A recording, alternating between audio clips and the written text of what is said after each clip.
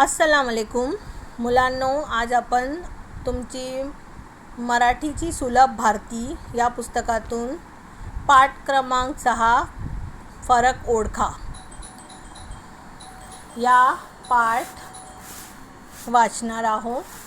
बच्चों, आज हम आपकी सुलभ भारती की इस किताब से सबक नंबर 6 फरक ओळखा ये देखेंगे। मग चला सुरुवात करूया। तो चलिए शुरुआत करते हैं।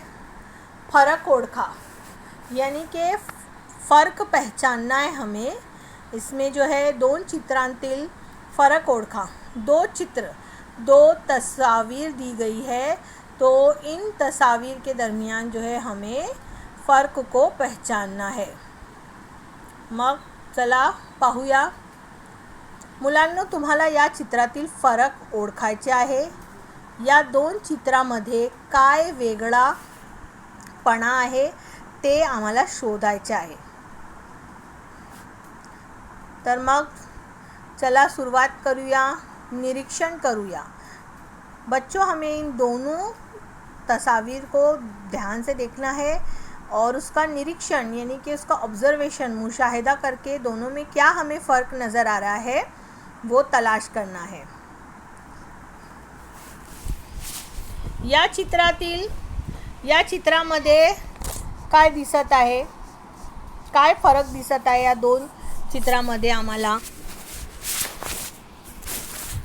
मग पाहूया। या चित्रात दोन्ही बाजूला झाडे दिसत आहे। उजव्या आणि डाव्या दोन्ही बाजूला झाडे दिसत आहे। पण या चित्रामध्ये एकही बाजूला झाड आहे, दुसऱ्या बाजूला झाड नहीं आहे। तर हा झाला पहला फ़र्क। ये दोनों तस्वीर में देखेंगे, पहली तस्वीर में दोनों तरफ झाड़ है, लेकिन यहाँ पर एक ही तरफ झाड़ है, दूसरी तरफ नहीं है। नंतर हा जो कुत्र्याचा पिल्ला आहे बघा, या कुत्र्याचा पिल्लू आहे दोन चित्रामध्ये। तो हा कुत्र्याचा पिल्लू समोर काय दिसत आहे, एक बॉल दिसत आहे आणि ह्याच्या समोर बॉल नहीं। देखो यहाँ पर इसके सामने ये कुत्ते का जो पिल्लू है इसके सामने बॉल है, लेकिन इसके सामने नहीं। हा झाला दूसरा फरक। आणि या पिल्लूच्या गळ्यात काय आहे, पट्टा दिसत आहे। आणि या चित्रामध्ये गळ्यात पट्टा आणि घुंगरू पण दिसत आहे, या चित्रामध्ये नहीं दिसत आहे। हा झाला तीसरा फ़र्क। इसमें देखो पट्टे के साथ एक घुंगरू दिख रहा है, इसमें घुंगरू नहीं दिख रहा है, तो ये हो गया तीसरा फ़र्क। हा जो मुलगा सीसावर बसलेला आहे, या मुलग्याचे पॅन्टावर खिसा आहे। देखो यहाँ पर उसके पैंट पर एक जेब है आणि या चित्रात पॅन्टावर खिसा नाही। आणखीन एक फरक आहे।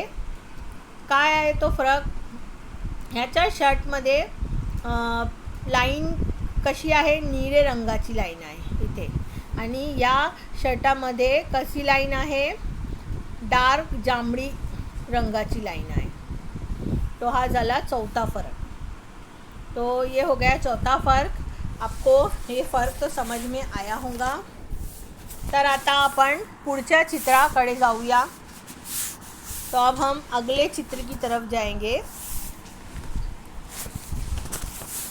आणि बघूया या चित्रातील आपल्याला काय शिकायला मिळत आहे। इसमें देखेंगे हमें क्या सीखने को मिल रहा है। गटात ना बसणारी आकृती ओळखा, त्यावर बरोबर अशी खून करा। ये गट में जो है नहीं बैठने वाली, यानी इसमें जो अलग है आकृति, यानी जो शक्ल, जो अलग शक्ल नज़र आ रही है उसे हमें पहचानना है और उस पर इस तरह से सही की निशानी लगाना है।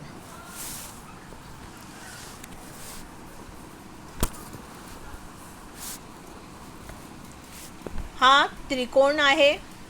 ये देखो त्रिकोण है, त्रिकोण यानी कि मुसल्लस।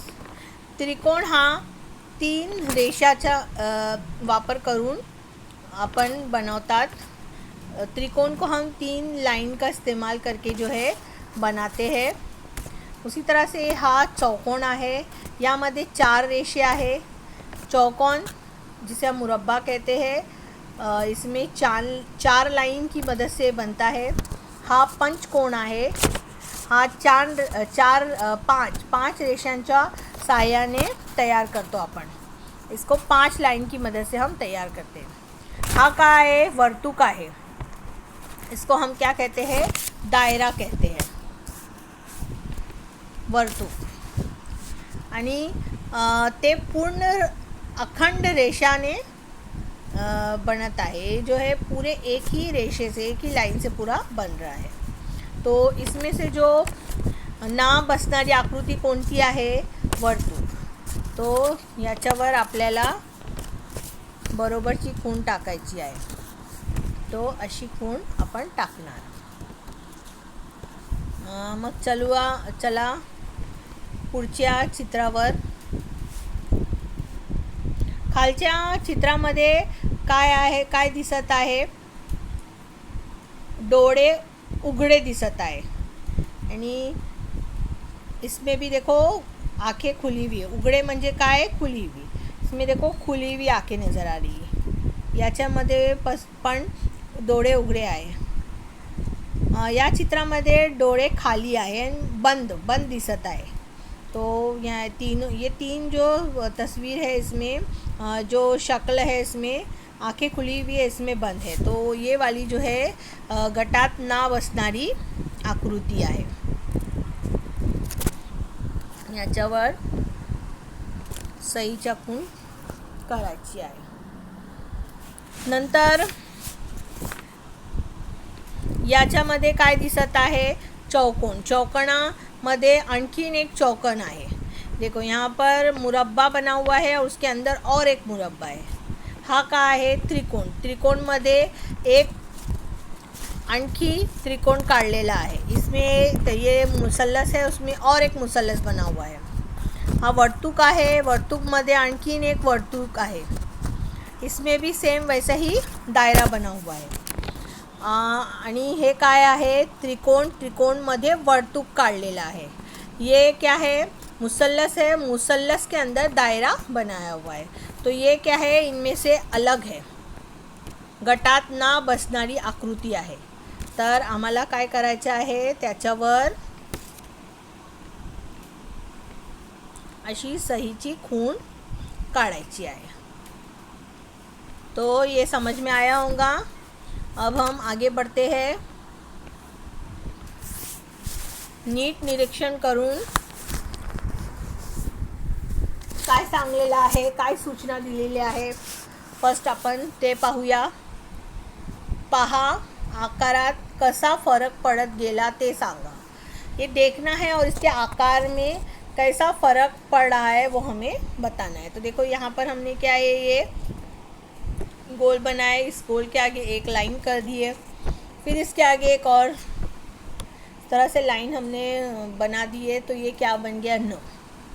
तो ये आगे इस तरह से बढ़ते चला। अब यहाँ पर देखेंगे ग के लिए हमने पहले ये इस तरह से गोल बनाकर एक लाइन ली है, उसके आगे फिर एक लाइन, तो ये ग बन गया। अब ये इसी ग में हमने एक आड़ी लाइन बना दी है, तो ये बन गया म। अब इस म के ऊपर हमने ये छोटा सा देखो गोल बना दिए, ये बन गया भ। अब ये है ट। ट में हमने नीचे से एक कर्व जो लेकर जो है इस तरह से ये एक और सर्कल टाइप बनाया है, तो ये बन गया ड। इसी ड में हमने ये इस तरह से कर्व और एक लाइन बना दिए, तो ये बन गया ई। ई के ऊपर हमने ये इस तरह से कर्व सर्कल बना दिया है, हाफ सर्कल, थोड़ा सा सर्कल टाइप में, तो ये बन गया मोटा ई, बड़ा ई।